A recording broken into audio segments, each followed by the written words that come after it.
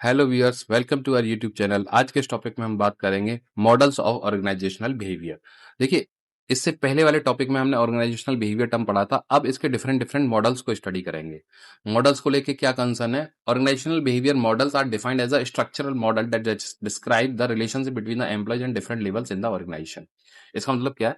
देखिए, आप किसी भी ऑर्गेनाइजेशन की बात करिए, उस ऑर्गेनाइजेशन में अलग अलग लेवल्स होते हैं। जैसे सबसे पहले corporate level, second level business level, फिर तीसरा फंक्शनल लेवल। ये क्या होते हैं? ये अलग अलग हायरार्की टर्म को एक्सप्लेन करते हैं। कैसे टॉप लेवल मैनेजमेंट पे कोई काम कर रहा है, कैसे मिडिल लेवल पे काम कर रहा है, और कैसे कोई फंक्शनल और लोअर लेवल पे काम कर रहा है। तो इसका मतलब ये है कि किस किस तरीके से उन एम्प्लॉयज के बीच में रिलेशनशिप की बात करते हैं, कैसे इंस्ट्रक्शंस की बात करते हैं, कैसे कोऑर्डिनेशन की बात करते हैं। वो सारी चीजें हम यहाँ मॉडल में पढ़ेंगे, स्ट्रक्चरल मॉडल। ठीक है, जो डिस्क्राइब क्या करेगा? Relation between the employee and the different level in the organisation. साथ में है organisation model affect the overall behaviour of management and people all together.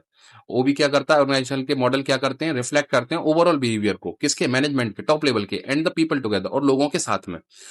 जो टॉप लेवल मैनेजमेंट है उसके बिहेवियर को यहाँ रिफ्लेक्शन मिलेगा हमें, और जो लोग आपस में एक दूसरे के साथ बिहेवियर कर रहे हैं उसका रिफ्लेक्शन मिलेगा। तो ओबी मॉडल्स इन चीजों को एक्सप्लेन करता है।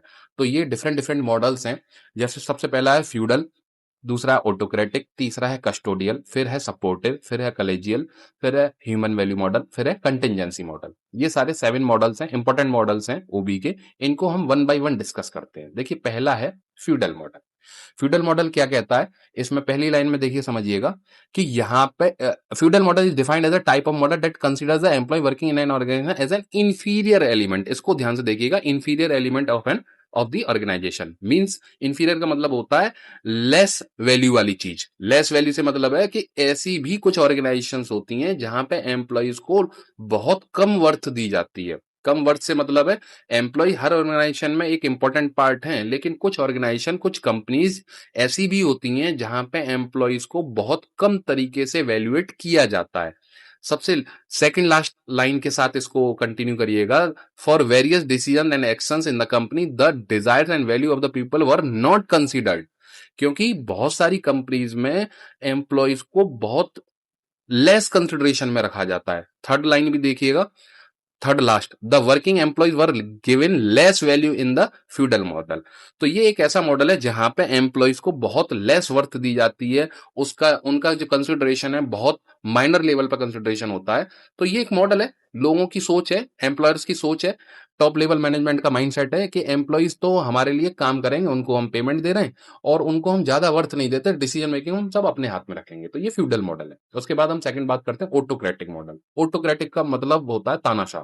लेकिन यहां जो ओबी के मॉडल में किस तरीके से बात करते हैं कि जितनी भी पावर है, जितनी भी डिसीजन मेकिंग है, वो सारी एक मैनेजरियल लेवल या कुछ एक हाथों में ही रहेगी।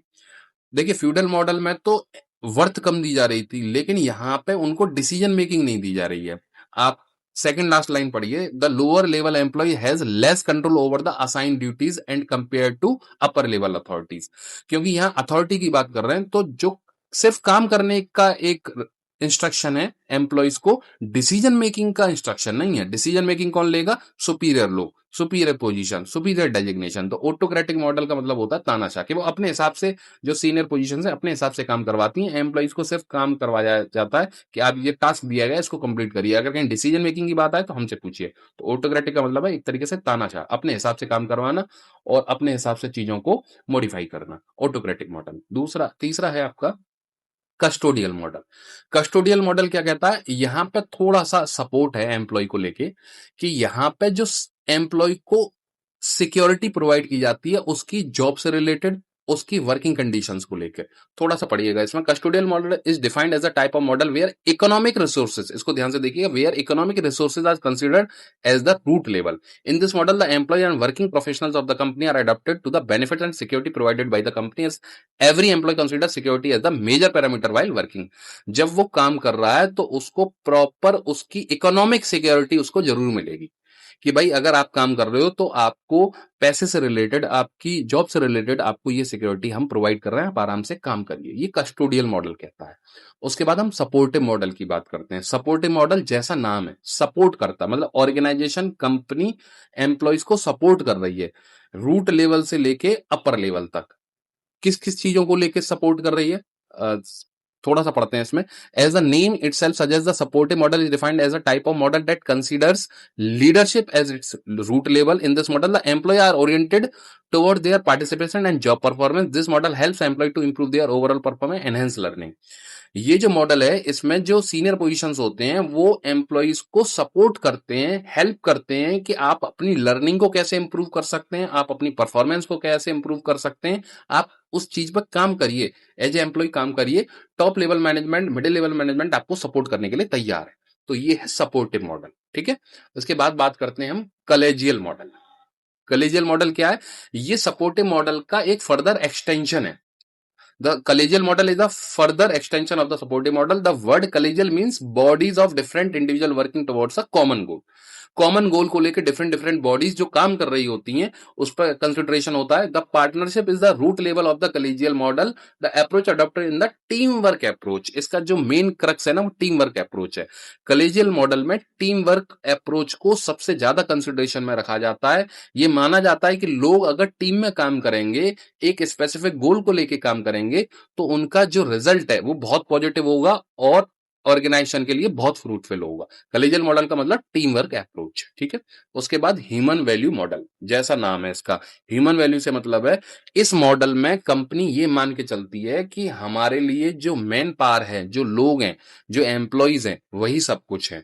उनको हम हर तरीके से ध्यान रखेंगे, उनका सोशली भी ध्यान रखेंगे, उनका साइकोलॉजिकल भी ध्यान रखेंगे और उनकी इकोनॉमिक नीड्स का भी ध्यान रखेंगे।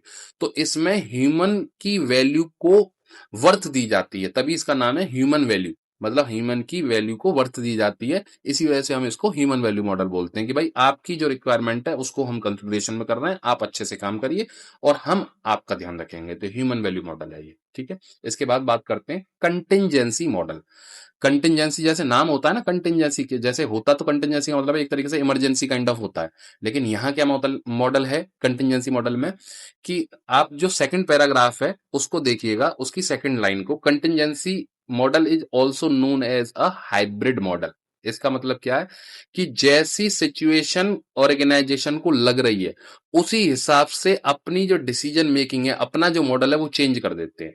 सपोर्टिव लगा तो सपोर्टिव, ह्यूमन वैल्यू लगा तो ह्यूमन वैल्यू, ऑटोक्रेटिक लगा तो ऑटोक्रेटिक। मतलब जैसी सिचुएशन एराइज हुई ऑर्गेनाइजेशन में उसी टाइप का मॉडल इंप्लीमेंट कर लिया। इनका मेन पर्पज ये है कि भाई हमारी ऑर्गेनाइजेशन का जो लॉन्ग टर्म गोल है वो अचीव होना चाहिए, ठीक है। ऑर्गेनाइजेशन को के साथ साथ हम एम्प्लॉय को भी सपोर्ट करेंगे, लेकिन मॉडल कैसा है? कंटिंजेंसी मॉडल है, जैसी सिचुएशन वैसा मॉडल। तो it is all about the term contingency model. Thank you so much for watching.